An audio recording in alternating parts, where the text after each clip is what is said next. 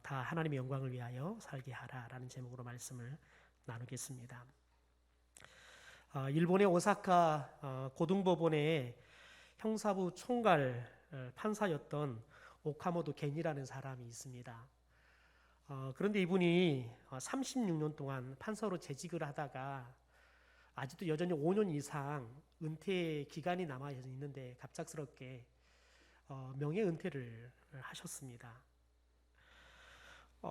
그러니까 지금 판사로 아직도 많이 시간이 남아 있으니까 60이 안 된 거죠. 그래서 사람들이 좀 의아해했습니다. 그리고 사람들은 당연히 이제 판사를 은퇴하고 나면 대형 로펌에 변호사로 활동을 하든지 아니면 개인 변호사 사무실을 내서 이제는 변호사로 활동하겠지 생각을 했습니다. 그런데 이 오카모토 겐이라는 사람이 사람들이 생각하는 것과는 전혀 다르게 좀 엉뚱한 곳을 찾아가게 되어집니다. 그것은 바로 자기 집 근처에 있는 요리 학원을 찾아가게 되어집니다. 그리고 매일마다 1년 동안 매일마다 그 요리 학원에 가서 칼질하는 법부터 시작해서 양념을 만드는 것, 그리고 또 재료들을 손질하는 것, 음식을 만드는 이 모든 것들을 열심히 배웁니다. 한 생각해 보십시오. 요리 학원 가면 주로 누가 있겠습니까? 주로 여자가 많을 거고요. 그 다음에 젊은 아이들이 음식을 배우는 아이들이 좀 있겠지요. 그러니까 60이 다 되신 남자가 이 요리 학원 가서 요리를 배운다는 건 굉장히 용기가 필요합니다. 또 젊은 사람들 사이에 이걸 배운다는 게 또 쉽지가 않아요. 젊은 아이들은 굉장히 금방금방 습득하는데 나이가 먹으면 또 이 습득력도 떨어지고 그러잖아요. 그런데 그 누구보다 열심히 학원을 다니면서 배웠습니다. 그래서 1년 만에 요리사 자격증을 취득하게 되어집니다. 그런데 요리사 자격증을 취득하고 난 이후에 이 사람의 행보가 더 사람들에게 굉장히 고개를 갸우뚱하게 하는 행보였습니다. 이 사람이 2평 정도 되는 간이 음식점을 차리게 되어집니다. 근데 그것을 어디다 차리냐면 본인이 은퇴하기 전에 일했던 그 법원 앞에다가 음식점을 차리는 거예요. 여러분 생각해 보십시오. 이 사람이 판사로 있을 때 사람들에게 인정을 받고 존중을 받겠습니까? 아니면 2평 조그만한, 그것도 본인이 판사로 일하던 사람이 그 일했던 법원 앞에다가 조그마한 음식을 내서 이제는 재판 봉이 아니라 칼을 들고 요리를 해주는 남자가 되어서 요리를 하는 식당을 운영하는 사장이 된 거지요. 그럼 판사로 있을 때보다 아마 식당에 요리사로 있고 또 사장으로 있을 때보다 사람들이 대하는 게 완전히 다를 겁니다. 판사를 대할 때는 굉장히 사람들이 어렵죠. 말하는 것도 함부로 할 수도 없고 늘 그냥 뭔가 잘 보여야 될 것 같고, 그러나 요리사에게는 본인이 돈을 지불하기 때문에 때로는 자기 입맛에 음식이 맞지 않으면 좋지 않은 이야기도 하기도 하고, 또 나는 돈 주고 이 음식을 못 먹겠다, 돈을 안 대고 갈 수도 있겠지요. 여러분 생각해 보십시오. 여러분의 자녀가 멀쩡하게 판사를 잘하고 있다가 갑자기 요리사가 되겠다고 하면 여러분은 그런 자녀의 길에 대해서 박수를 보내겠습니까? 아니면 도시락을 싸고 다니면서 막으시겠습니까? 말을 안 한 거 보니까 다 막으실 것 같아요. 저라도 막을 것 같아요. 여러분이 생각하기에 이 사람의 인생이 판사로 있을 때 성공을 한 것 같습니까? 아니면 요리사로 일할 때 이 사람의 인생이 성공을 한 것 같겠습니까? 아마 사람들이 요리하는 이 사람의 모습을 보고도 아마 고개가 갸우뚱했나 봐요. 그래서 오는 사람들이 자주 질문을 했대요. 아니 왜 멀쩡하게 판사를 하다가 아니 그걸 그만두고 이렇게 험한 이 요리사 일을 하냐고. 식당의 일이 하는 게 보통 힘든 일이 아니거든요. 그런데 이때 이 오카모토 겐이라는 사람이 이런 대답을 했대요. 재판관이 되어 사람들에게 유죄를 선언할 때마다 가슴이 아팠습니다. 나는 그 일을 36년이나 해왔던 거지요. 재판관은 사람들에게 기쁨을 줄 수는 없습니다. 그래서 나는 식당 주방장이 되더라도 남에게 기쁨을 줄 수 있다면 행복할 것만 같았습니다. 그러니까 36년 동안 판사로 일을 했는데 늘 하는 일이 뭐냐면 저 사람은 죄를 진짜 지었는지 안 지었는지를 판가름하고, 죄를 지었다 그러면 이 사람이 벌을 얼마나 받아야 될 것인지 법조문을 다 뒤져가지고 그래서 형을 때리는 일들을 하는 거예요. 여러분 생각해 보십시오. 우리가 남에게 칭찬하고 나면 기분이 좋지, 다른 사람에게, 내 자식에게도, 잘못한 자식에게도 야단치고 나면 괜히 그냥 뒤돌아선 마음이 끔찍하잖아요. 그런데 이 사람은 판사로 매일마다 대부분 모르는 사람들인데 그냥 자료를 보고 당신은 죄가 있습니다, 유죄. 그런데 당신이 죄를 보니까 얼마만큼의 벌을 받아야겠습니다. 날마다 사람들이 가장 싫어하는 것만 하는 거예요. 그러니까 자기가 판사로서 의미 있는 일은 하긴 하는데 자기가 하는 일이 다른 사람이 기쁨을 줄 수는 없더라는 거예요. 그래서 사실은 다른 사람에게 기쁨을 좀 주는 일을 하고 싶어서 내가 주방에 요리사가 되더라도, 주방장이 되더라도 다른 사람에게 기쁨을 줄 수 있다 그러면 나는 판사의 일보다 요리사의 일을 하고 싶어서 이 일을 합니다 라고 대답했다는 거예요. 여러분, 우리들이 특별히 이 오카모토 겐 같은 삶을 산다는 건 참 쉽지는 않은 것 같습니다. 오히려 오카모토 이 겐의 인생의 반대의 인생을 우리는 추구하지요.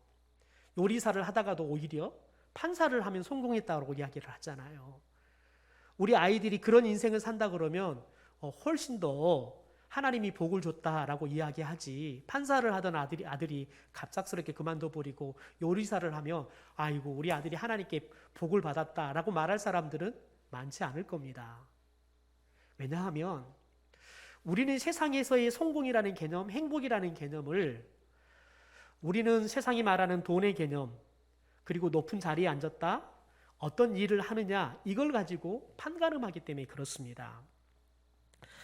여러분이 특별히 잘 아는 고사 중에서 호사유피 인사유명이라는 말이 있습니다.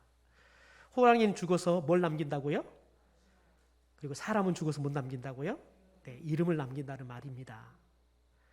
여러분, 왜 이런 말이 우리에게 속담으로 내려올까요? 이건 사람들이 가지고 있는 대부분의 소망을 담고 있는 겁니다. 많은 사람들은 무명한 사람으로 살기보다는 유명한 사람으로, 그래서 사람들에게 명성을 얻는 인생을 살고 싶은 거지요. 그래서 호랑이는 죽으면 가족을 남기듯이 사람은 죽어서 이름을 남겨야 된다, 이렇게 속담을 만들어서 아이들에게 가르치는 거지요. 나는 유명하지 않더라도 우리 아이들만큼은 좀 유명하게 살았으면 좋겠다. 그래서 정말 쎄빠지게 벌어가지고 우리 아이들 열심히 공부 가르치잖아요. 형편이 안 되는데 때로는 유학을 보내기도 하고, 뻔히 우리 아이가 머리가 안 된다는 걸 알면서도 막 열심히 공부를 가르치잖아요. 왜냐하면 그게 아이들이 성공한 인생이라고 생각하기 때문에 그렇다는 겁니다. 여러분, 그런데 우리가 인생을 살아보고 또한 우리들이 수많은 사람들의 살아가는 인생을 보면 많은 사람들이 명성을 얻습니다. 그런데 명성을 얻고 난 다음에 불행한 사람으로 추락해 버리는 것들을 보지요. 더군다나 우리나라는 이 대통령의 역사를 보면 대통령이 됐던 사람들 중에서 대통령 이후의 말로가 좋은 사람이 거의 없습니다. 그러니까 여러분, 그 대통령의 이름은 앞으로 우리 후대들도 대부분 다 알 겁니다. 시험 점수를 막기 위해서라도 우리 후대들이 이름을 암송하는 그런 명성을 얻은 사람들이죠. 그러나 여러분, 그 명성을 얻고 난 다음에 행복한 게 아니라 힘이 들고 불행하는 거예요. 가족들은 늘 많은 사람들이 괴로움을 당해야 되는 거지요.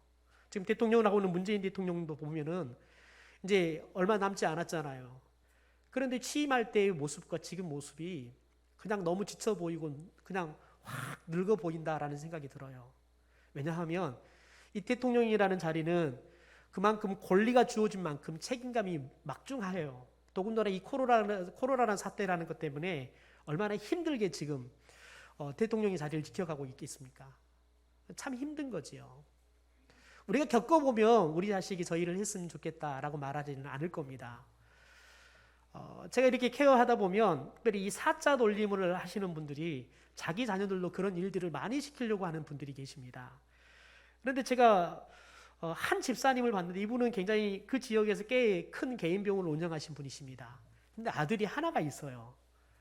아들이 하나 있으니까 얼마나 공부를 잘 시키고 싶겠습니까? 그런데 이분의 지론이 뭐냐면 너 의사 하지 말아라. 아빠가 해보니까 정말 고생하면서 잠 못 자고 놀 시간 놀지도 못하고 공부했는데 의사 되고 나니까 날마다 이 병원에 갇혀가지고 아픈 환자만 보고 있는 거예요. 자기가 가만히 생각해 보니까 참 자기가 의미 없는 일을 하고 있다라는 생각이 들더라는 거예요. 그리고 자기가 공부하느라고 고생했고 투자했던 시간에 비하면 자기가 얻는 것은 돈하고 그냥 다른 사람들이 어느 내과의 원장, 그 지역에서 이름을 알 정도, 그 외에는 가만 생각해 보는 게 행복하지 않더래요. 그래서 자신의 아들에게는 너가 되기 원한다 그러면 아빠가 하지 말라라고 말은 하지 않겠지만 아빠는 너가 꼭 의사가 안 돼도 괜찮다 생각한다. 그리고 할 수 있다면 의사가 안 되는 것도 아빠가 생각하기엔 더 좋을 것 같다 라고 이야기를 해요. 제가 만났던 의사 중에 유일하게 그분만 한 분 자기 자식이 의사 되기를 그냥 안 해도 된다라고 말하는 분이셨습니다. 근데 본인이 막상 겪어보고 냉정하게 생각해 보니까 본인이 고생하고 애썼던 것만큼 별로 그렇게 행복하지 않고 별로 그렇게 의미 있지 않더라는 거예요. 사람들이 보기에니까 의사니까 아유 저 돈 많이 벌지. 근데 그분이 그래요. 목사님 보기에는 돈 많은 것 같아도 저는 돈도 많은 것 같은데 빚도 엄청 많습니다. 왜냐하면 늘 어느 시점 지나면 기계 사야 돼요. 근데 기계도 그냥 1, 2천이 아니잖아요. 그러니까 늘 빚하고 같이 산다는 거예요. 그래서 자신이 가만히 냉정하게 생각하면 생각할수록 이 의사라는 일이 쉽지 않다. 그래서 우리 자식은 하나뿐이 없는데 굳이 이 일을 안 해도 되겠다라는 생각을 했다는 거지요. 여러분, 우리들은 이름을 얻고 그 이후의 삶이 추락해버리는 사람들을 우리 역사를 통해서도 보고 성경 속에서도 우리를 보게 되어집니다. 가인을 보십시오. 인류의 최초의 살인자가 되어집니다. 가룟 유다를 보십시오. 예수님의 제자였지만 그가 예수님을 배반하고 결국은 자살해 죽는 제자로, 실패한 제자로 오늘 우리의 이름에 오르내리고 있습니다. 반면에 오늘 본문에 등장하는 여러분 이 바울, 원래 이름은 사울이었지요. 여러분 그런데 이 사울은 사울이 때 예수님을 모를 때 굉장히 명성을 얻었던 사람입니다. 빌립보서 3장 4절부터 8절의 말씀에 보면 제가 현대어 성경으로 읽어드릴게요. 그러나 만일 스스로 구원할 수 있다는 희망을 가지기에 충분한 사람이 있다고 하면 이 말이 뭐냐면 내가 어떤 의로운 행동들을 해서 구원을 받을 수 있다. 이게 구원을 받을 수 있다고 한다 그러면 그것은 바로 나라고 할 수 있을 것입니다. 인간적인 면만을 본다면 확실히 나도 구원받을 가능성이 있습니다. 나는 순수한 유대인 혈통을 이어받아 오랜 전통의 베냐민 가문에 태어났으며 난지 여드레 만에 유대인의 표지를 받기 위해 할례 의식을 치렀습니다. 그러므로 나는 어디 한 군데 흠 잡을 데 없는 진짜 유대인입니다. 게다가 유대교의 모든 율법과 간섭을 지키기를 가장 엄격하게 요구하는 바리새파 회원이었습니다. 얼마나 거악스러웠던지 교회를 모조리 핍박했고 유대교의 모든 규칙과 규정을 빠짐없이 지키려 온 힘을 쏟았습니다. 여기까지가 이 사울이 예수님을 만나기 전에 그가 그 누구보다 좋은 가문에 태어났고 또 하나님의 말씀을 지켜서 할례부터 시작해서 매일마다 말씀을 지켜가는, 그래서 가장 말씀을 엄격하게 시키는 바리새파 중에 바리새파였다는 거예요. 그러니까 자신이 가지고 있는 그 많은 것들을 다른 사람한테 내놓고 그런 조건을 가지고 구원을 받을 수 있다 그러면 나처럼 분명하게 구원을 받을 수 있는 사람이 없을 만큼 자타가 인정할 수 있는 그런 조건, 그런 열심을 가지고 신앙생활했던 사람이 많지 않다는 거예요. 심지어 여러분 학문적으로는 그때 당시에 오늘 우리로 말한다 그러면 최고의 대학과 같은 가말리엘 문화생이었습니다. 그러니까 공부도 매우 잘했다는 거예요. 더군다나 여러분 공부를 잘하는 사람들은 대부분 그러잖아요. 네, 이렇게 정적입니다. 그런데 이 사람은 굉장히 열정적입니다. 그래서 말보다 행동하는 게 빨라요. 교회를 어지럽힌다는 이 그리스도인들을 잡아다가 감옥에 가두고 또 죽이는 데 있어서 증인을 쓰기도 하고 이런 일들을 했던 사람입니다. 그래서 특별히 교회를 핍박할 때 이 바울은 열심인데 그 열심도 특심이었대요. 그 누구보다 열심히 교회를 핍박했던 사람이었다. 그러니까 그가 가지고 있는 배경, 그리고 그가 열심히 교회를 해서 일했던 것들, 그리고 학문적인 스펙, 모든 것들이 그 누구에게도 뒤지지 않을 만큼 명성이 있는, 그래서 사울이 뜬다 그러면 사람들이 또 이제 교회를 혼란케 하는 사람들을 잡으러 왔구나, 이렇게 다 인정할 만큼, 또 그리스도인들도 이 사울이 왔다 그러면 아이고 이제 큰일 났구나 생각할 만큼, 모르는 사람이 없을 만큼 명성을 얻었던 사람이었다는 거예요.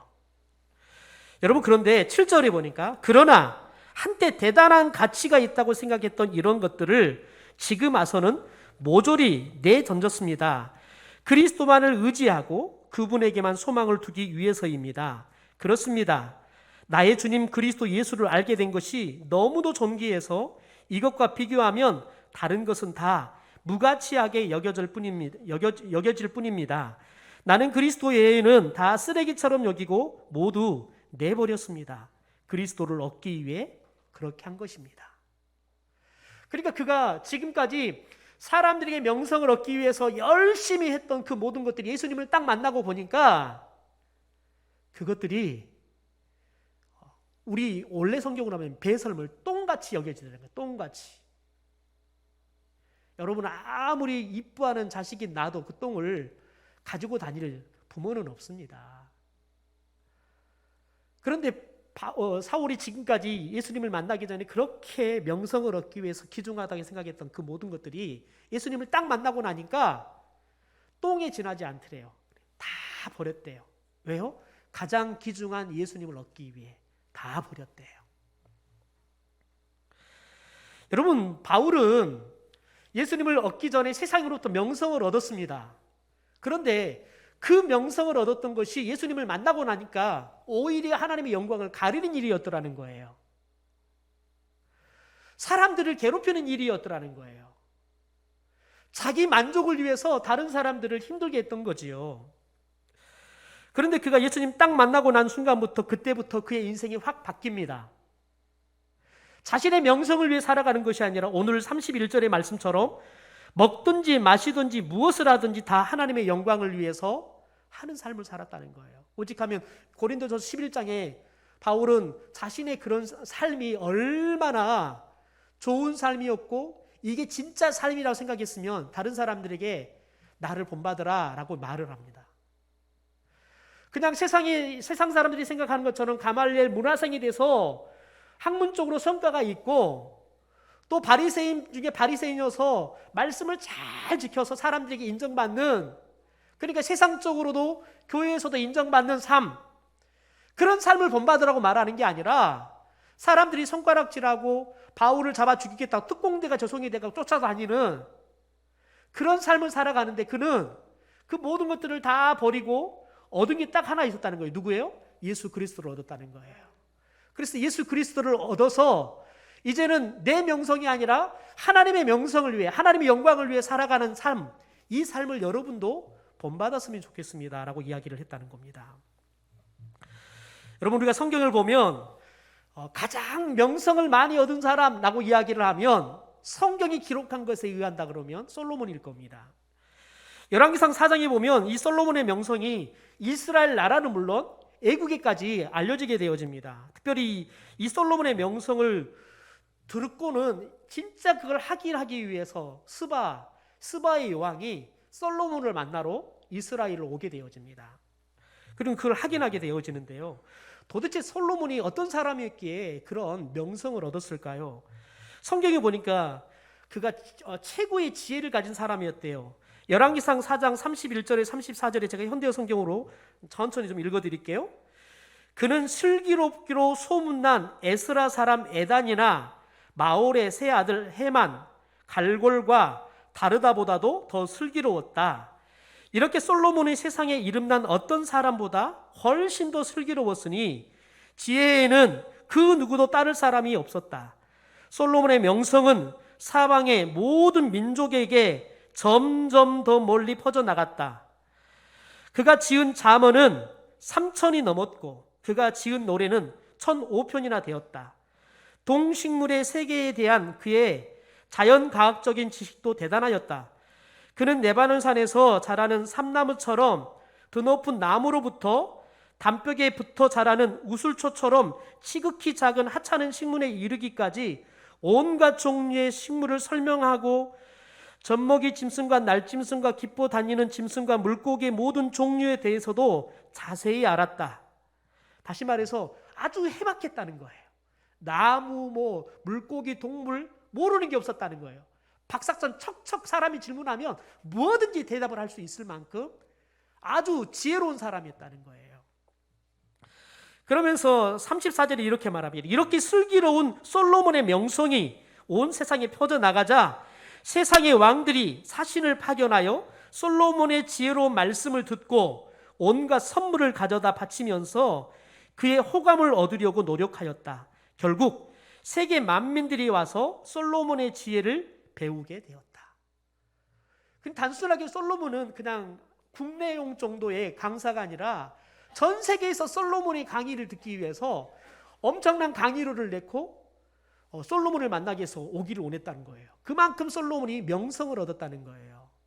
그러니까 솔로몬이 직이나 지식에 있어서나 더군다나 하나님을 사랑하는 것에 있어서나 누구에게도 뒤지지 않을 만큼 심지어 이 솔로몬의 지혜를 전무후무한 지혜다 하나님은 이야기할 만큼 그렇게 지혜로운 사람이었다는 겁니다.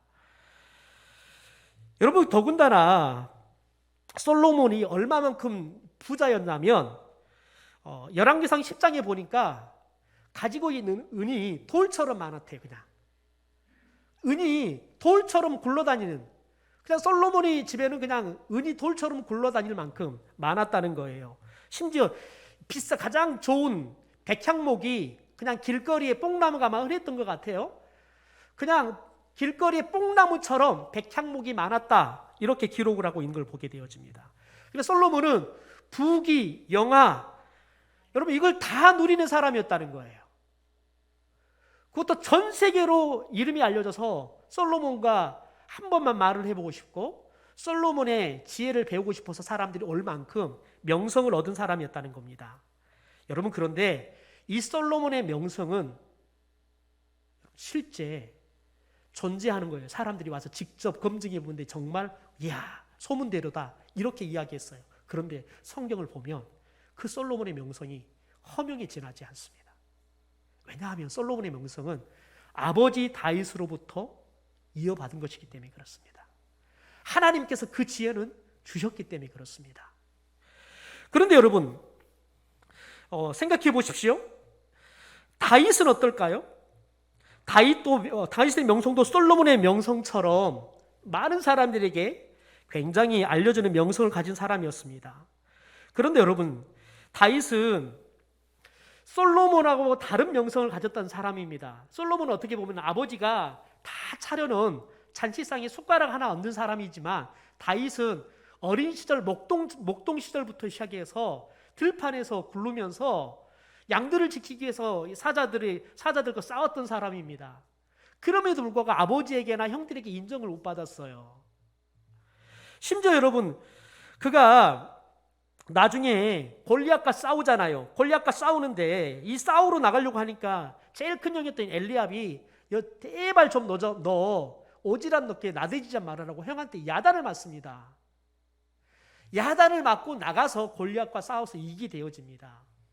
그러니까 여러분 다윗이 골리앗과의 전쟁에서 이기고 난 다음에 그때부터 명성이 이제 알려지기 시작하는데 명성이 알려지기 전까지는 가족도 인정을 안 했다는 거예요. 그만큼 여러분 다윗은 초라한 삶을 살았던 겁니다. 여러분 그런데 하나님이 그의 마음에 감동을 주셔요. 이 골리앗이 이스라엘 백성들을 놀리고 하나님을 놀리는 것들에 그가 거룩한 분노를 느끼고 나가서 이 골리앗과 싸우는데 하나님께서 이 골리앗과의 전쟁에서 이기게 하십니다. 그런데 여러분, 그 이후에 이 다윗이 이스라엘의 장수가 되어서 수많은 전쟁에 참전을 합니다. 그런데 가는 곳마다 승리하게 합니다. 누가요? 하나님이에요. 그가 잘 싸워서가 아니라 하나님이 싸우면 이기도록 그를 지켜주시고 힘을 주시는 거지요. 심지어 장인이었던 사울왕이 시기가 생겨가지고 이 다윗을 잡아 죽이려고 쫓아다녀요. 여러분, 그럼에도 불구하고 마치 여러분 성경이 표현하기를 하나님이 생명싸개로 다윗을 이렇게 꼭 싸서 보호해줬다라고 이야기를 해요.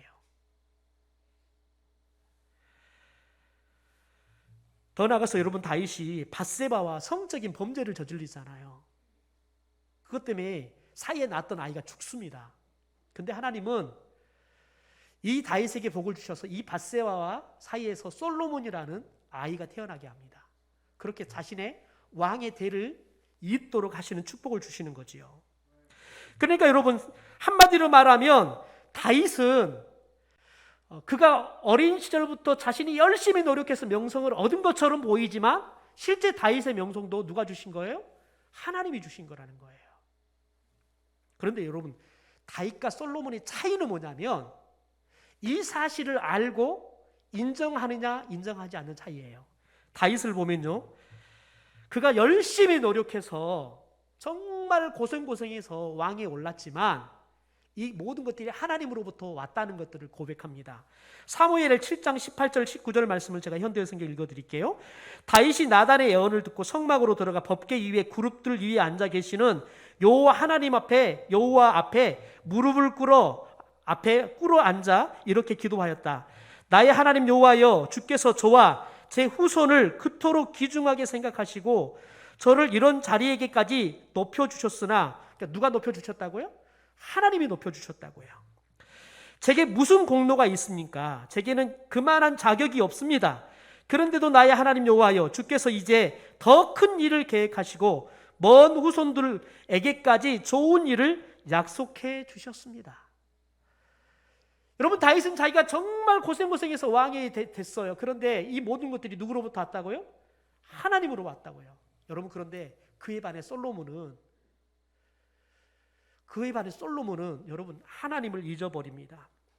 하나님을 잊어버리고요, 그가 그 모든 것들이 마치 자신이 얻은 것처럼, 그래서 하나님으로 떠나서 그가 이제 여자들의 치마폭에 쌓여가지고 그 여자들이 섬기는 우상을 섬기다가 결국은 말년에 가장 사람들에게 존경을 받고 가장 부강한 재산을 가졌던, 심지어 성전을 지을 만큼 하나님 앞에 영광을 돌렸던 그의 인생이 마지막은 하나님을 잃어버리고 비참한 인생으로 추락하고 맙니다.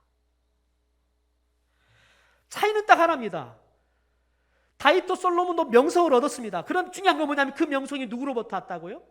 하나님으로부터 왔냐, 아니면 내가 세운 명성이다 라고 착각하는 교만함을 갖느냐, 여기에 차이가 나더라는 거예요. 우리는 창세기 11장에 바벨탑의 비극을 합니다. 여러분, 바벨탑이 실패한 이유가 뭡니까? 이렇게 이야기를 합니다. 그들은 벽돌을 만들어 단단하게 굽자 하고 서로 말하며 돌 대신 벽돌을 사용하고 진흙 대신 역청을 사용하였다. 그들은 또 성읍을 건축하고 하늘에 닿을 탑을 쌓아 우리 이름을 떨치고, 뭘 떨치자고요? 자신들의 이름을 떨치자고요. 우리가 사방 흩어지지 않도록 하자 하고 외쳤다. 그러니까 바벨탑을 쌓은 이유가 뭐냐면 자신들의 이름을 떨치게, 자신의 명성을 얻기 위해서요. 그랬더니 하나님이 뭐예요? 하나님이 이들을 언어를 다 다르게 해요. 그러니까 이들은 자신들의 이름을 높여서 흩어지지 않으려고 바벨탑을 쌓았는데 하나님께서는 이 바벨탑을 가지고 이들이 다 흩어지게 해버리는 겁니다.